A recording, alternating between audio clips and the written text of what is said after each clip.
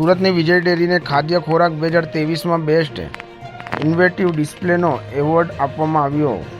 સુરતની વિજય ડેરીએ ગાંધીનગરના helipad exhibition ground ખાતે તારીખ 17 ડિસેમ્બરથી 20 ડિસેમ્બર દરમિયાન થયેલ ખાદ્ય ખોરાક 2023માં પ્રથમ વખત ભાગ લીધો હતો, જેમાં વિજય ડેરીને ખાદ્ય ખોરાકના આયોજકો તરફથી બેસ્ટ ઇનોવેટિવ ડિસ્પ્લેનો એવોર્ડ આપવામાં આવ્યો હતો।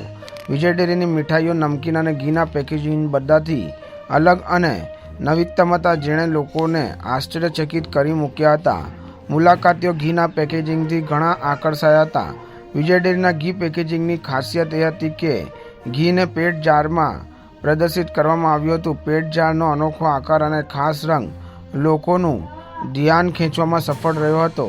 વિજય ડેરીની આ તમામ ડિઝાઇનની ટ્રેડમાર્ક અને કોપીરાઇટ નોંધણી થયેલ છે। ખાદ્ય ખોરાક 2023માં વિજય ડેરીએ 7 પ્રકારના નમકીન પર પ્રદર્શિત કર્યા હતા। તમામ નમકીન 170 ગ્રામ, 400 ગ્રામના પાઉચમાં ઉપલબ્ધ હતા।